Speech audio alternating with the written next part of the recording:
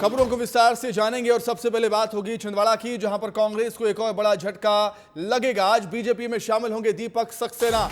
कमलनाथ के करीबी माने जाते हैं दीपक सक्सेना। सैकड़ों कार्यकर्ताओं के साथ भोपाल वो रवाना होंगे। छिंदवाड़ा में दीपक सक्सेना के घर के बाहर समर्थकों की भारी भीड़ देखने को मिल रही है। एक के बाद एक लगातार झटके लगते हुए कांग्रेस को, खास तौर से कमलनाथ को, क्योंकि छिंदवाड़ा को जीतने की तैयारी बीजेपी ने कर दी है और प्लान यह है कि कमलनाथ के करीबियों को तोड़ा जाए, छिंदवाड़ा को जीता जाए।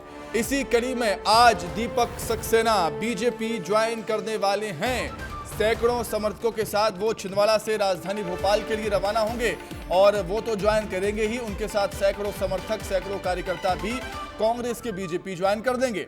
छिंदवाड़ा में दीपक सक्सेना के घर के बाहर समर्थकों की भारी भीड़ देखने को मिल रही है। हलचल तेज हो गई है छिंदवाड़ा से लेकर राजधानी भोपाल तक।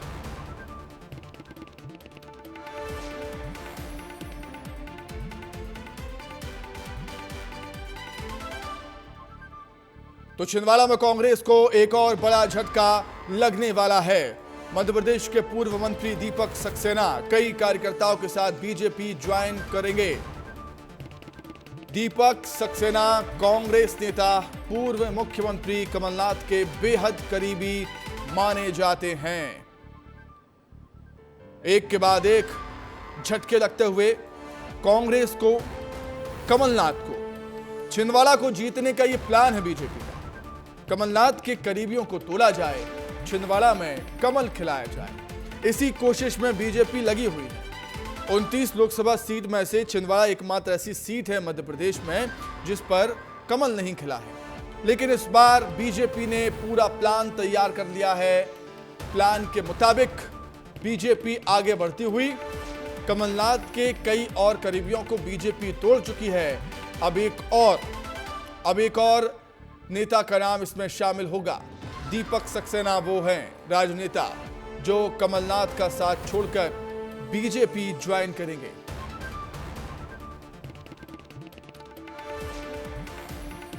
चलिए अब आपको बता देते हैं कि आखिर दीपक सक्सेना है कौन। कमलनाथ के बेहद करीबी माने जाते हैं। 1990 से 2018 तक 7 बार विधानसभा चुनाव दीपक सक्सेना ने लड़ा। 4 बार छिंदवाड़ा से विधायक रहे दीपक सक्सेना।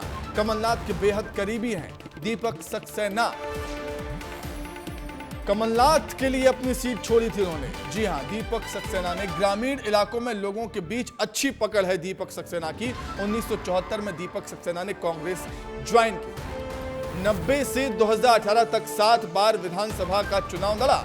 4 बार छिंदवाड़ा से विधायक रहे दीपक सक्सेना। कमलनाथ के बेहद करीबी माने जाते हैं।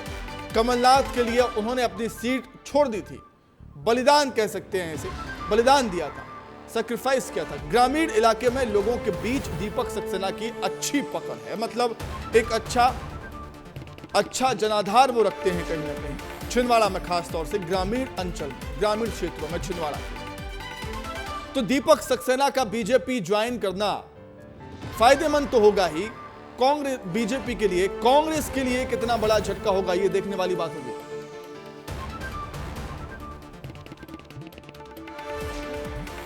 दीपक सक्सेना ने नकुलनाथ पर यह आरोप लगाया है।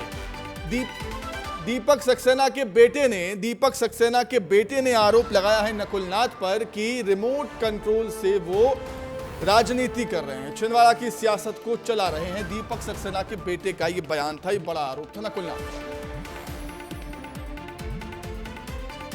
और नकुलनाथ जी के नेतृत्व में जो बची हुई कांग्रेस है दिशाहीन हो चुकी है।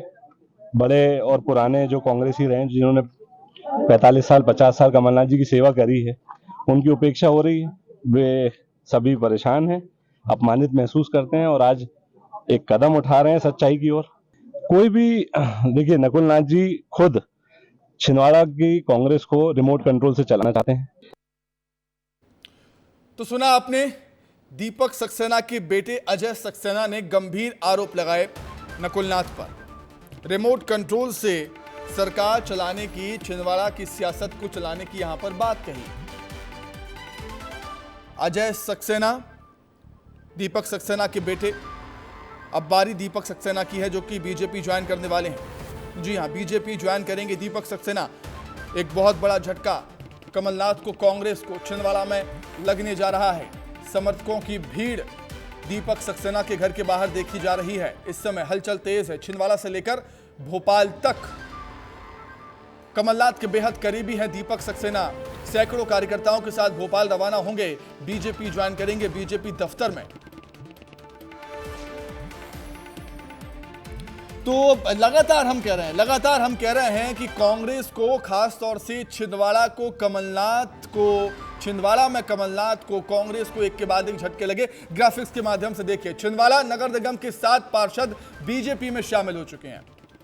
चौरई विधानसभा के पूर्व विधायक गंभीर सिंह बीजेपी में शामिल हो गए। लगातार झटके लग रहे हैं। कमलनाथ के करीबी सैयद जफर भी बीजेपी ज्वाइन कर चुके हैं। ये भी कमलनाथ के बेहद करीबी माने जाते थे। अमरवाला से विधायक कमलेश साहब बीजेपी ज्वाइन कर चुके हैं। देखिए पूरा प्लान बीजेपी का। छिंदवाड़ा नगर निगम के 7 पार्षद बीजेपी ज्वाइन कर चुके हैं। तो पूरी प्लानिंग के साथ बीजेपी छिंदवाड़ा को जीतने की तैयारी में, छिंदवाड़ा को फतेह करने की तैयारी में, छिंदवाड़ा में कमल खिलाने की तैयारी है बीजेपी की। प्लान पूरा देखिए ग्राफिक्स के माध्यम से कि किस तरीके से छिंदवाड़ा में कमलनाथ के करीबियों को बीजेपी ने तोड़ा। अमरवाला से विधायक कमलेश साहब बीजेपी ज्वाइन किए, सैयद जफर बीजेपी ज्वाइन किए, नगर निगम के 7 पार्षद बीजेपी ज्वाइन किए और अब बारी दीपक सक्सेना की है। चौरई विधानसभा के पूर्व विधायक गंभीर सिंह बीजेपी ज्वाइन किए थे। तो एक अलग ही रणनीति पर काम कर रही है बीजेपी। तो क्या कुछ सियासी हलचल है, क्या कुछ हो रहा है फिलहाल इस खबर को लेकर, इस पूरे घटनाक्रम को लेकर, उसे जानने के लिए सीधे हम रुख करेंगे। हमारे सहयोगी श्याम सिंह तोमर हमारे साथ जुड़ गए हैं। श्याम, एक के बाद एक झटके लग रहे हैं कमलनाथ को छिंदवाड़ा में। एक पूरे प्लान की तरह बीजेपी यहां पर काम कर रही है छिंदवाड़ा को फतेह करने के लिए। दीपक सक्सेना आज बीजेपी ज्वाइन करेंगे। एक बहुत बड़ा तगड़ा झटका होगा कांग्रेस के लिए। श्याम, बिल्कुल ठीक कहा आपने, ये बड़ा झटका होगा अगर दीपक सक्सेना ज्वाइन कर लेते हैं तो कहीं ना कहीं ये बीजेपी की उस रणनीति की सबसे कारगर जो है कहना चाहिए प्रयास होगा कि दीपक सक्सेना आ गए। पिछले दिनों जब सीएम डॉक्टर मोहन यादव उनसे मिलने गए थे तभी से ये जो है तय था कि दीपक सक्सेना आ रहे हैं। उनके बेटे पहले से ही ज्वाइन कर चुके हैं। तो आपने जैसा कि कहा, छिंदवाड़ा से लेकर भोपाल तक हल्ला बोल है।